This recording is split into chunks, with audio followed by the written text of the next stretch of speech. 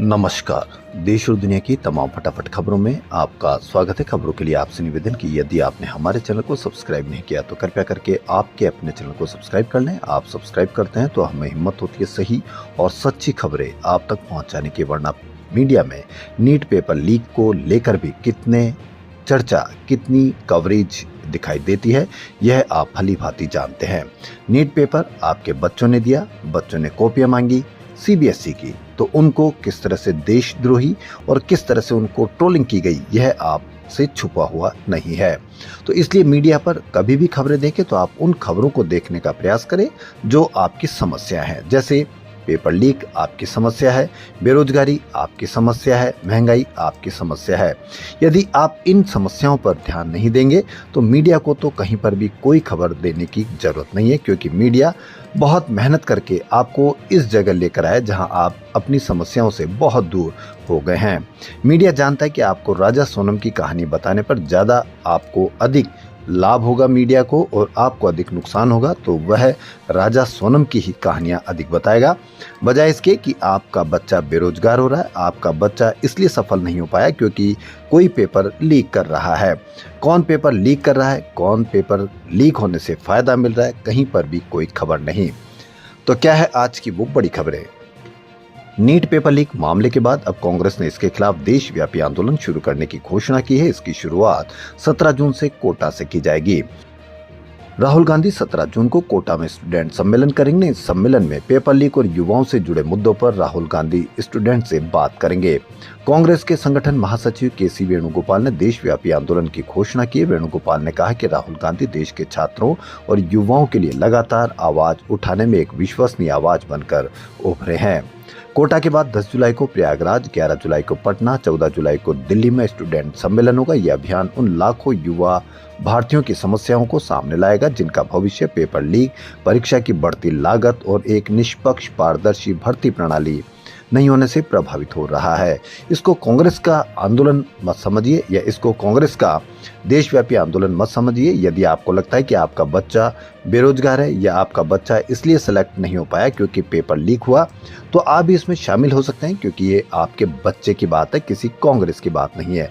इसलिए कांग्रेस ने यदि ये आंदोलन उठाया और आपको लगता है कि इससे आपका बच्चा भी प्रभावित हुआ नीट पेपर लीक से, तो आप भी इस आंदोलन में शामिल होंगे तो आप अधिक जिम्मेदार नागरिक बन पाएंगे।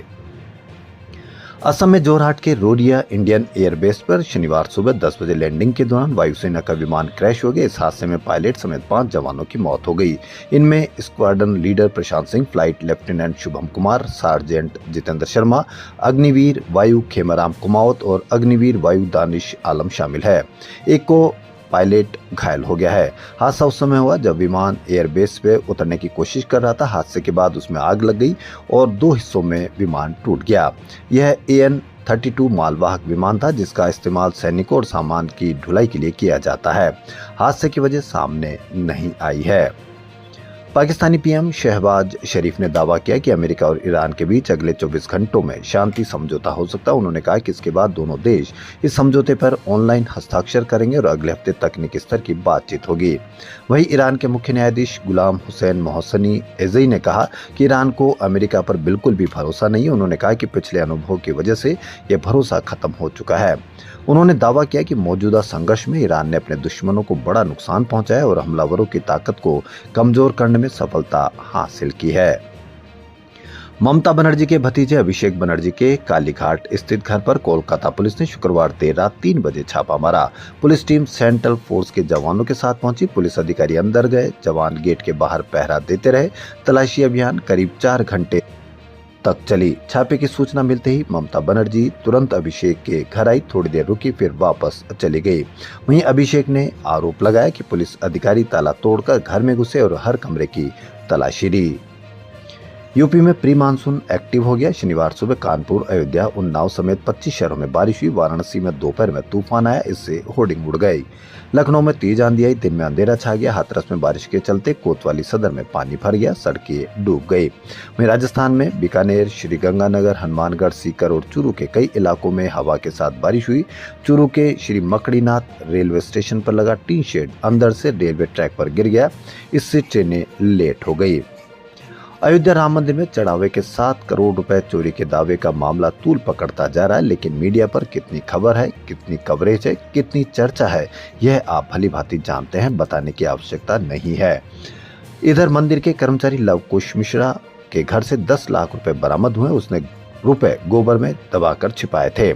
इसके अलावा कुछ पैसे बक्से में भी रखे थे। हालांकि ये रुपए किसके हैं, यह अभी तक पता नहीं चल पाया है।